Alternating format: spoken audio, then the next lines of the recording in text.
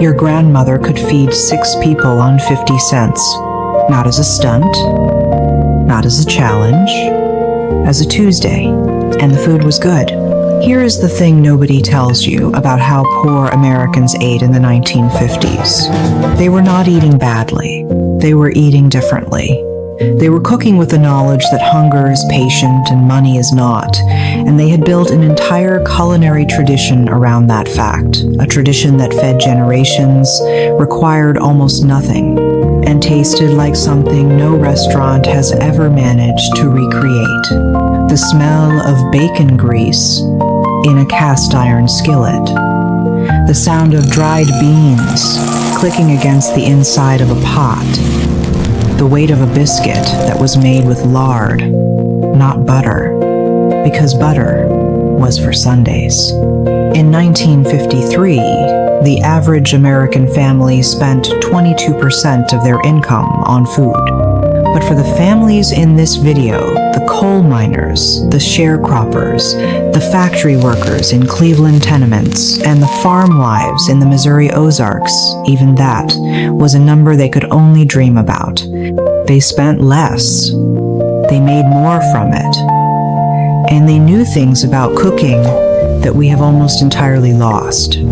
Over the next 20 minutes, I'm going to take you through 25 of those meals. Not as a curiosity, not as a history lesson, but as an honest look at an American table that built this country and then got thrown out the moment we could afford something from a box. We'll start with the meals so humble they were never written down. We'll move through the stretcher dishes, the ones that made 1 pound of meat feed 8 people, and into the regional staples that entire communities survived on for decades. And somewhere around meal number 8, I'm going to tell you about a woman named Marvella Jennings from Harlan County, Kentucky, who raised 5 children on a budget that would make your jaw drop, and whose recipe box, discovered in 2019, changed the way food historians understand poor Appalachian cooking. But there's a part of this story almost nobody talks about. These weren't just survival meals. Several of them are, by any nutritional standard you care to apply, more nourishing than what replaced them. The food we forgot was better for us than the food we traded it for, and the companies that sold us the replacements knew it. Before we get to the meals themselves, you need to understand the kitchen they came from. The 1950s American poor kitchen was not a sad place. That's the first thing to get right. It had a cast iron skillet that had been seasoned for 20 years and would outlast everyone in the house. It had a 50-pound bag of flour in the corner and a coffee can full of bacon grease on the back of the stove. It had a root cellar or a back pantry with dried beans, potatoes, onions, and whatever canned goods had come out of the summer garden. There was no freezer, there was no microwave, there was, in many rural homes, not even a reliable refrigerator, just an ice box that needed a new block every few days. And there was a woman who knew, down to the ounce, exactly how far every ingredient could be stretched. The economics of this kitchen are worth understanding before we start the list, because they explain everything. In 1955, a pound of dried navy beans cost 9 cents. A pound of fatback or salt pork was 12 cents. A 50-pound bag of potatoes from a farm market ran about 30 cents. A box of saltine crackers was a dime. A can of tomatoes, 12 cents. Cornmeal, about a nickel a pound. That was the pantry. That was the whole thing. Now, here's the first fact that should stop you cold. A skilled home cook working from that pantry could feed a family of 6 for an entire week on less than $3. Not poorly, not skimpily, adequately in some cases, far better than the families who were eating TV dinners by the end of the decade and congratulating themselves for having moved up in the world. Let's start the list. Number 25. bread and milk. In rural homes across Tennessee, Kentucky, and West Virginia, when the week ran out before the paycheck did, supper was a bowl, a few slices of day-old white bread torn into pieces, and warm milk poured over the top. Sometimes a pinch of sugar. That was it. Mothers called it a poor supper. Children didn't know the difference. The bread swelled soft in the warm milk, turning the whole bowl into something almost like porridge, filling in the way that only simple carbohydrates and warm fat can be filling. A loaf of white bread, 16 cents in 1952. A quart of milk, 21 cents. For a family of 6, dinner for under 50 cents. Nobody writes about it, nobody talks about it. But in 1,000 old farmhouses scattered across the Appalachian hollows, that bowl was the taste of getting through. Number 24. Creamed corn on toast.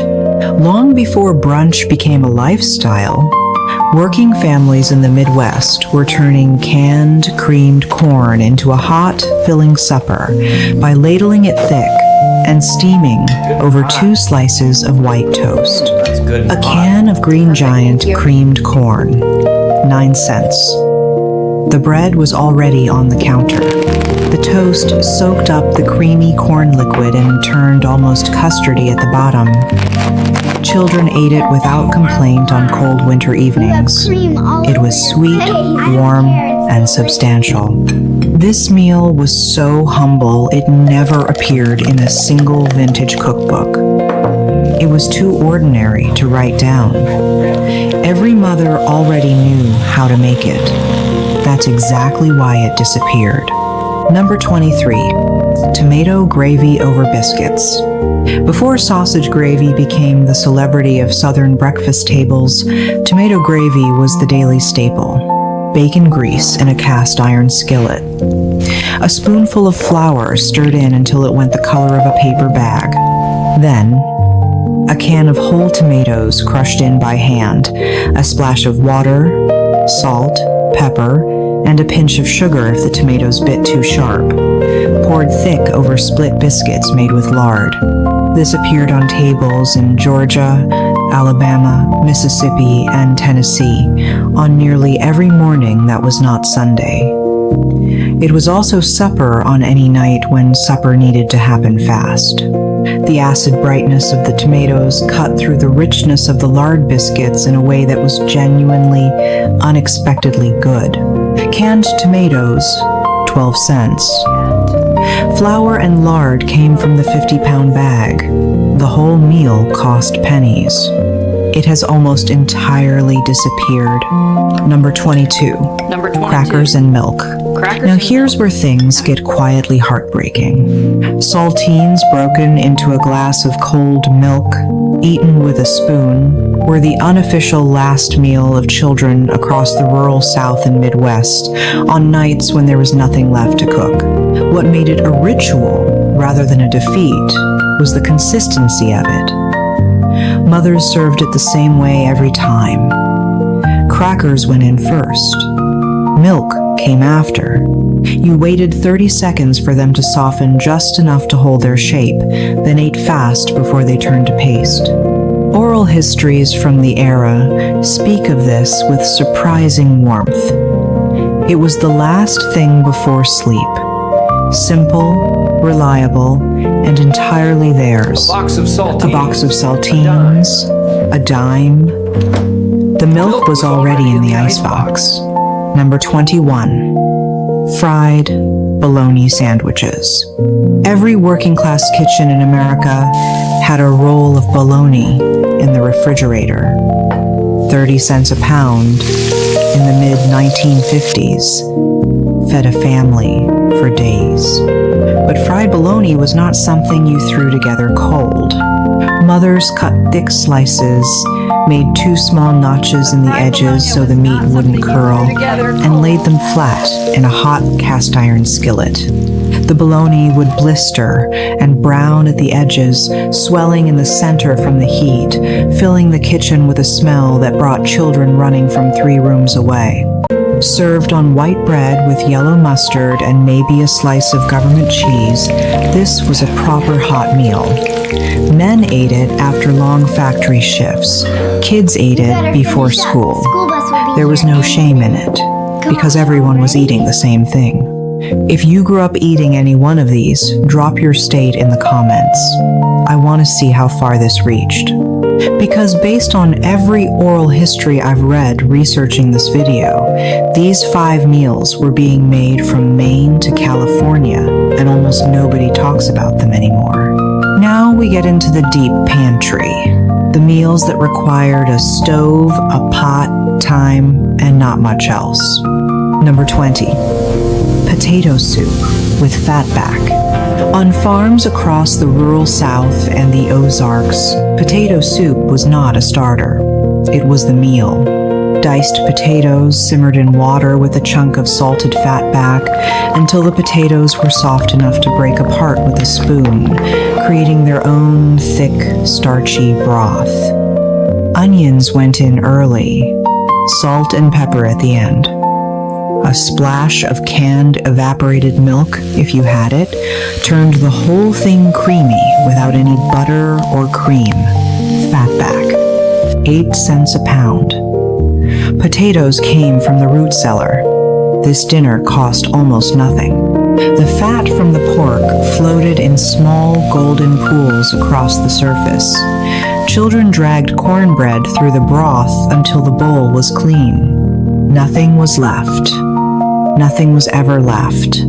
Number 19. Wilted lettuce salad with hot bacon dressing.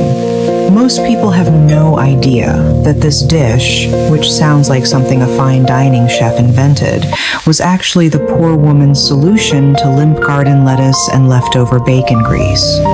Leaf lettuce from the kitchen garden, placed in a bowl. Bacon grease heated in a skillet with a splash of apple cider vinegar and a pinch of sugar until it bubbled.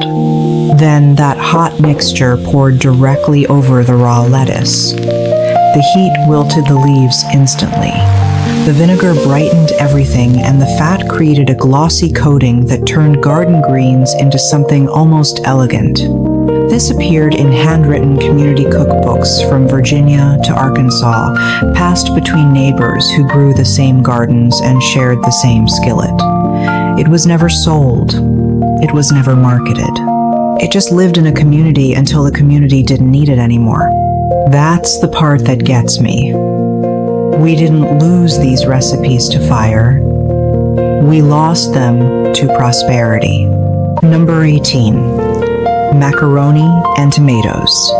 This is not mac and cheese. This is not pasta marinara. This is something older and more honest than either of those things. Cooked elbow macaroni, drained, tossed back into the pot with a can of whole peeled tomatoes broken up by hand, salt, pepper, and a knob of bacon grease. That was it. The tomatoes coated the macaroni in a bright, acidic, savory sauce that tasted nothing like anything from a restaurant. A can of tomatoes, 12 cents in 1955. A box of macaroni, 9 cents. This fed 4 people with enough left for lunch the next day. Every Southern grandmother made this. Church cookbooks from Georgia to Mississippi listed it without measurements because everyone already knew. Today's home cooks have replaced it with jarred pasta sauce and never looked back. That's the loss nobody notices. Number 17. Pinto beans and cornbread. Across the mountain south, there was a dinner that appeared 5 or 6 nights a week for families who couldn't afford anything else, and it was not a punishment, it was a way of life. A pot of pinto beans started the night before, soaked, then simmered all day with a ham hock or a piece of salt pork, seasoned with nothing but salt, pepper, and thyme. By supper, the beans had broken down at the edges, thickening the pot liquor into a rich, dark broth that tasted nothing like anything from a can. Cast iron skillet cornbread baked while the beans simmered.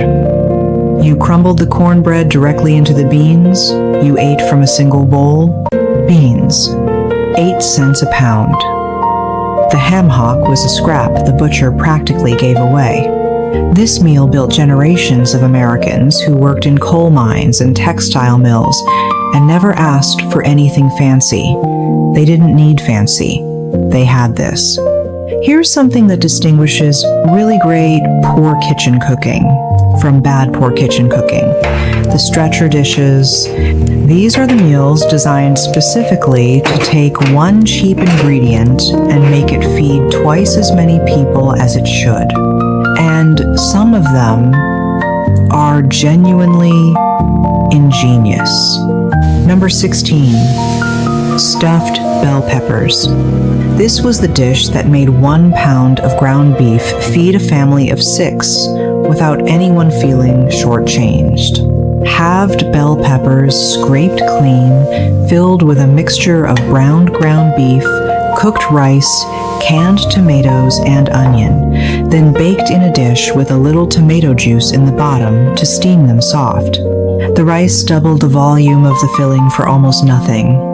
The pepper itself became the bowl, which meant less washing up. Every slice of meat was stretched by the starch and the vegetable until it could carry a whole family through dinner. Bell peppers, 5 cents each at a 1950s roadside market. Ground beef, 43 cents a pound. These sat in the center of weeknight dinner tables across Ohio, Indiana, and Illinois. They looked like effort. They felt like abundance. They were neither. Number 15. Hamburger gravy over mashed potatoes. Farmers called it poor man's steak. Mothers called it hamburger gravy. Children just called it supper. Ground beef browned in a cast iron skillet with diced onion, a spoonful of flour stirred in to coat the meat. Then milk poured over slowly until the whole thing bubbled into a thick, savory white gravy with brown beef throughout, poured over a mountain of mashed potatoes. Ground beef, 3 cents a pound in 1956. A 5-pound bag of potatoes, 29 cents. This fed 6 people for under $1. The gravy soaked into the potatoes so that every bite carried both. Heavy, filling, and deeply satisfying in the way that only food made of starch and fat can be. This appeared on dinner tables from Montana ranch kitchens to Detroit tenement apartments. It has no elegant name. It needed none. Number 14. Salt pork and navy beans. Let me pause here, because this is a meal that built the American working class and then got erased from it. A piece of heavily cured fatback about the size of a fist went into a pot of dried navy beans that had soaked overnight. The pot simmered for 3 to 4 hours until the beans turned soft and the broth became silky with rendered fat and deep cured pork flavor. A pound of dried navy beans, a dime. Salt pork, 12 cents a pound. This pot fed a family of 8 for 2 days. The beans absorbed the salt, the fat, and the pork flavor until they tasted like something far more expensive than what they were, served with cornbread and sliced raw onion on the side. Every farm kitchen in the South and Midwest kept a crock of salt pork in the cellar. This was the meal that got people through hard winters, bad harvests, and weeks when the paycheck didn't stretch to Friday. Today, it is gone from the American table almost entirely. Nobody talks about what we lost when we stopped making it. Okay, I need to settle a debate before we go further. Which was the better poor kitchen staple? Pinto beans or navy beans? Both sides have passionate defenders. Drop your answer in the comments. I mean it. This one gets heated. Before tuna became the default pantry protein, there was another fish that stretched across American working-class kitchens, and it's almost completely vanished. Number 13. Salmon patties. A tall can of pink salmon cost about 25 cents in 1954. Mothers would drain it, remove the larger bones, mix it with cracker crumbs, egg, onion, and a spoonful of mustard, shape it into patties, and fry them until golden on both sides. The outside crisped into a thin, crackling shell. The inside stayed moist and almost creamy. Served with creamed peas or stewed tomatoes and a wedge of cornbread, salmon patties were a Friday night supper that felt like something you'd order at a diner. Children who refused to eat fish ate these without a second thought.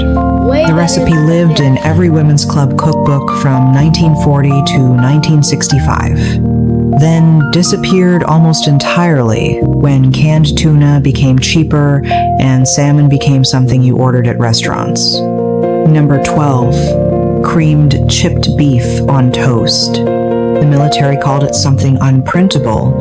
Civilians called it SOS, and they ate it without complaint.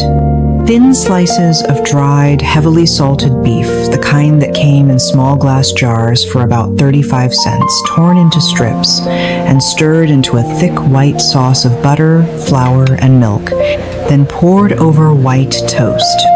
The saltiness of the beef seasoned the sauce without any additional effort. The toast soaked up the cream gravy and turned soft beneath the weight of it. Every veteran who came home from Korea or World War II had eaten this for breakfast on a base somewhere. They brought the recipe home because it was fast and filling. Mothers who had fed families through rationing recognized it immediately. It appeared in American home kitchens throughout the 1950s as a weeknight supper, a quick lunch, a Sunday breakfast. Today, it appears nowhere except in discussions of military nostalgia. Number 11. Beef liver and onions. Here's the one that separates people. Beef liver was one of the most nutritious foods an American family could put on the table in the 1950s. Packed with iron, vitamin B12, and protein. It cost about 20 cents a pound. Butchers had more of it than they knew what to do with. Mothers sliced it thin, dredged it in flour, and laid it into a hot skillet while sliced onions caramelized in a second pan. The liver cooked fast 2 minutes aside. Any longer, and it turned tough and bitter, which is exactly why a generation grew up hating it. Done right, it was mild and rich.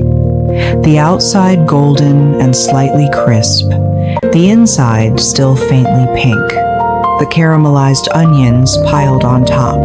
Served with mashed potatoes and green beans, this was a complete, nourishing meal for 30 cents.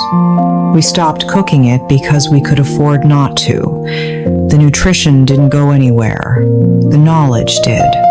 If you ate liver and onions as a kid and you actually liked it, raise your hand. Type it in the comments. I genuinely want to know, because the people who loved it say it's one of the best things they ever ate, and the people who hated it are convinced those people are lying. The debate has been going on for 70 years.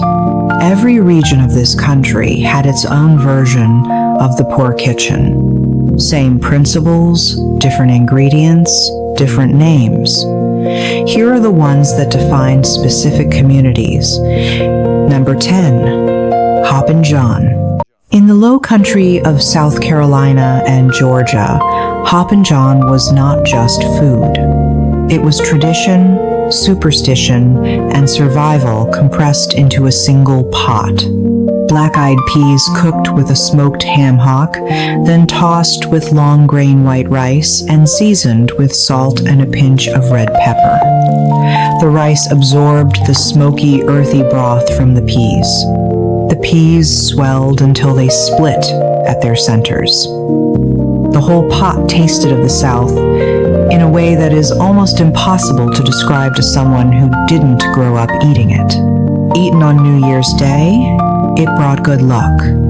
Eaten on a Tuesday in February, because there was nothing else, it brought dinner.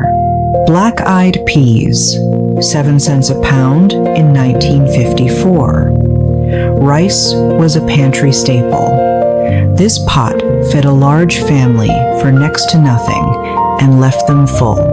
Today, Hoppin' John appears on restaurant menus as a Southern specialty, served in small ramekins alongside $30 entrees. In the 1950s, it was what poor families in the Carolinas ate to stay alive. The distance between those two sentences is the whole story of American food culture. Number 9, collard greens with pot liquor. If you understand this dish, you understand how the American South ate for the better part of 2 centuries. A large bunch of collard greens, or turnip greens, or mustard greens, washed and torn from their stems, dropped into a pot with a piece of salt, pork, and just enough water to cover, then cooked low and slow for 1 to 2 hours until the greens wilted completely. And here is the crucial part: the pot liquor. The dark, salty, mineral-rich liquid at the bottom of the pot. It was not a byproduct. It was the point. Cornbread was baked specifically to be crumbled into it and eaten with a spoon. Salt pork, 12 cents a pound. Salt pork? A bunch of collards at a Southern roadside stand. A dime. Nutritionists now know that collard greens cooked this way retain remarkable amounts of calcium, iron, and folate. Poor Southern families knew none of this. They knew it kept them strong. They were right. Number 8. Scrapple. This is the one that makes people flinch.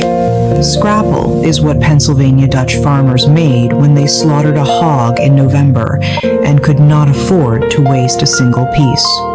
Scraps of pork, the trimmings, the organ meat, the head meat simmered in water until the meat fell apart, then mixed with cornmeal and buckwheat flour and seasoned with sage, thyme, and black pepper.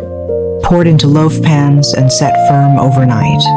The next morning, the loaf was sliced a 1/4 inch thick and fried in a skillet until each side turned deep mahogany and crisp, served with fried eggs and a drizzle of maple syrup or a spoonful of apple butter. In Lancaster County and the Delaware Valley, this was the breakfast that launched working men into fields and factories. A loaf cost about 18 cents and lasted a week. Today, you can find scrapple at a handful of specialty butchers in Pennsylvania. Everywhere else, it has been forgotten entirely. The final chapter of the deep dive belongs to the meals that nobody puts on a menu, nobody posts on Instagram, and nobody brings to a dinner party, but that millions of Americans ate every week in the 1950s with nothing resembling shame. Number 7. Split pea soup with ham bone. No other dish in the American poor kitchen stretched as far as a pot of split pea soup made with a ham bone and dried split peas. Dried green peas, 9 cents a pound. The ham bone came from whatever was left of Sunday dinner. Water, onion, carrot, and a bay leaf came from the root cellar or the garden. The peas dissolved as they cooked, thickening the soup without any flour or cream, turning the broth a pale, earthy green.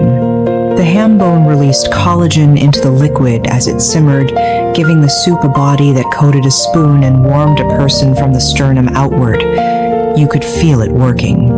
Children who refused to eat vegetables ate 2 bowls of this. Mothers made it on Sunday afternoon and fed the family from it through Tuesday. The whole batch cost about 30 cents. No meal on this list gave more for less. And yet, It has nearly vanished from American home cooking, replaced by canned Campbell's soup that tastes of nothing in particular. Number 6. Chicken and dumplings.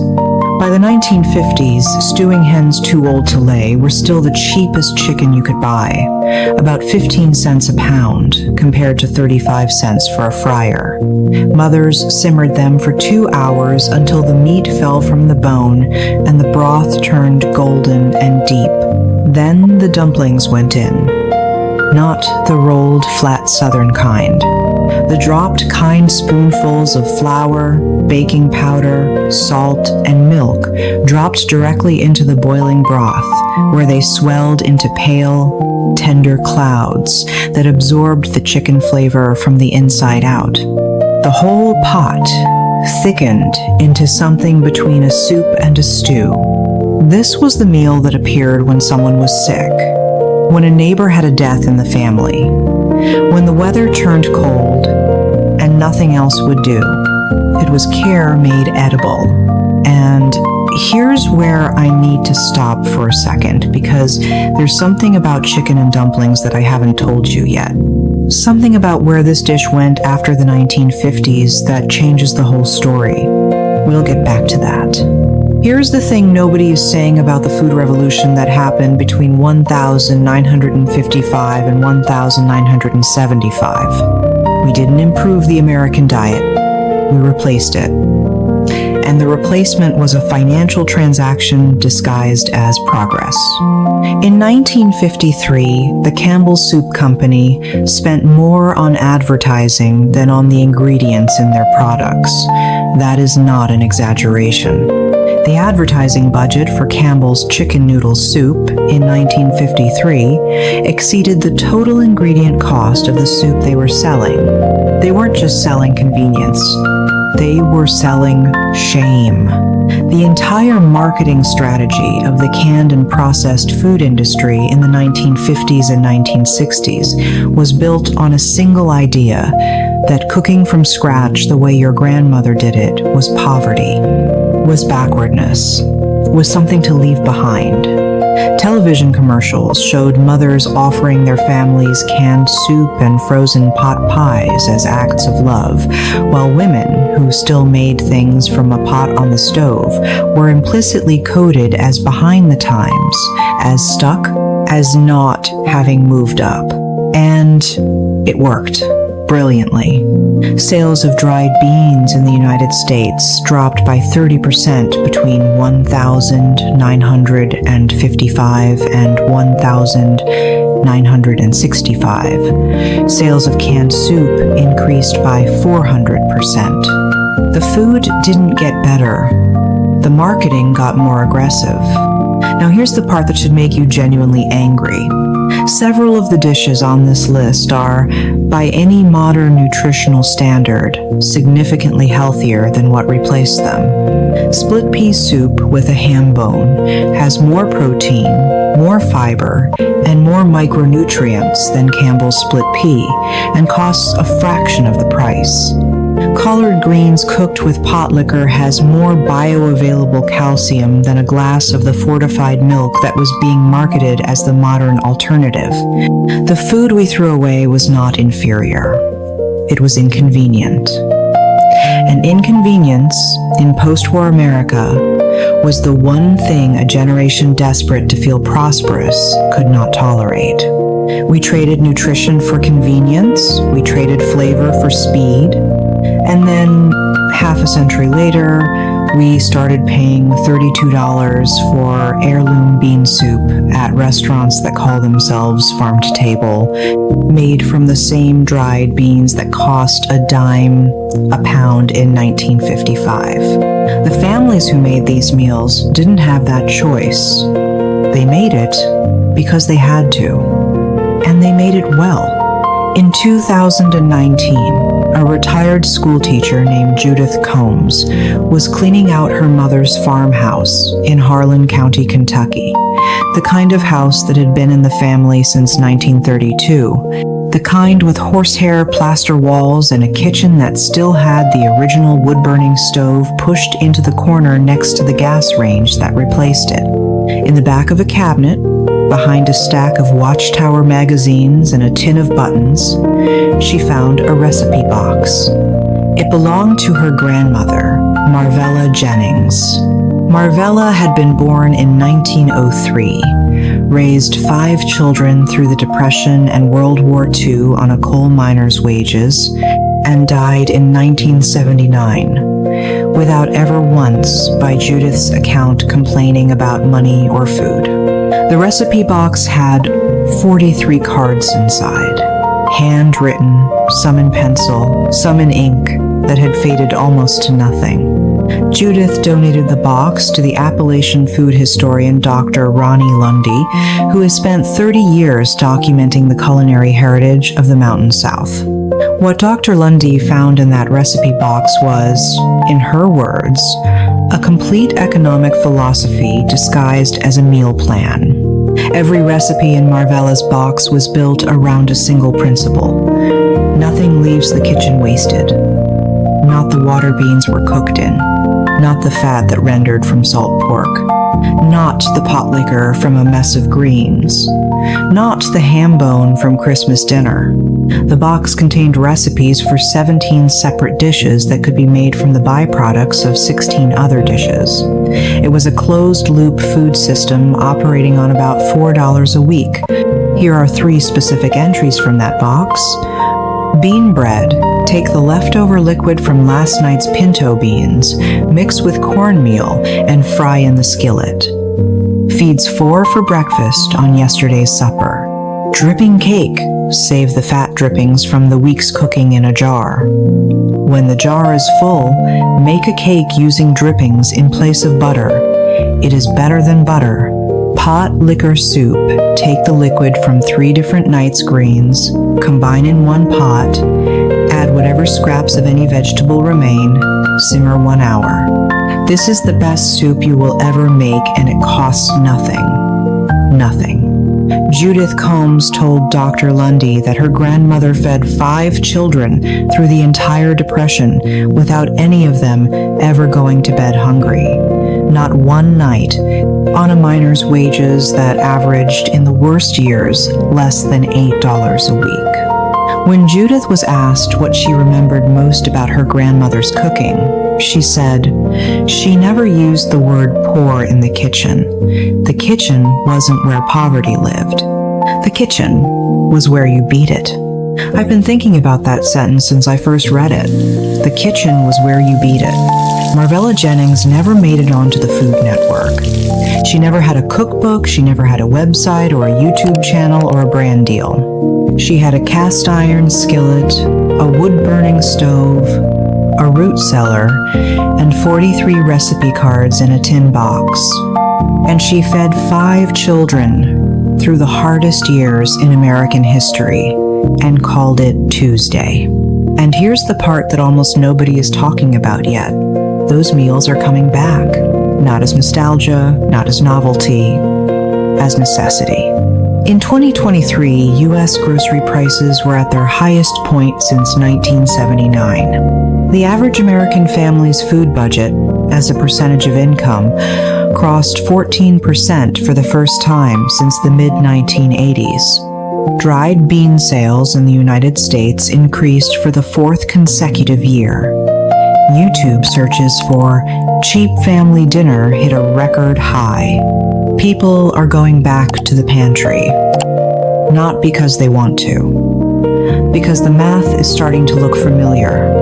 And the remarkable thing is, the people who are finding these old recipes for the first time are reporting the same thing over and over again in the comment sections and food blogs and Reddit threads. This is actually really good. Not good for cheap food. Not surprisingly edible for something that costs $1. Just good. The split pea soup with the ham bone, the pinto beans and cornbread, the stuffed bell peppers with the rice-stretched filling. The recipes that built this country didn't disappear because they stopped working. They disappeared because we were sold a story about progress that had a margin built into it. And now, slowly, we're finding our way back. That chicken and dumplings I promised to come back to, the dropped dumplings, the stewing hen, the golden broth, there are currently over 4 million YouTube videos about making chicken and dumplings from scratch. Marvella Jennings would not be surprised. She'd just ask why it took us so long. Earlier, I told you about a woman who could feed 6 people on 50 cents. What I didn't tell you was how she felt about it. She didn't feel limited. She didn't feel defeated. She felt skilled. She felt like someone who knew something essential about the world that couldn't be taken from her, that from a pot of water and dried beans and a piece of salted pork, she could make something that would keep her family alive and warm and fed. That knowledge was real. It was earned. And for one generation, we decided it was something to be embarrassed about, something to swap for a can opener and a television commercial. These 25 dinners are not just meals. They are a record of what American people were actually capable of when there were no shortcuts available. They are proof that resourcefulness is a skill, that frugality is not the same as deprivation, and that the most sustaining food this country has ever produced was never sold in a box. Here is my question for you. If you could bring back one thing, one meal, one tradition, one ingredient, one skill from the kitchen your grandparents ran, what would it be? What did your family eat that the world forgot to keep making? Drop it in the comments. I read every single one, and I would genuinely love to know. If you want to keep exploring the America we've lost and the stories that the cookbooks and the history books left out, subscribe. I have a video about the lost roadside diners of Route 66 that I think you are going to love. And speaking of things that disappeared from American roads, right around the time these meals disappeared from American tables.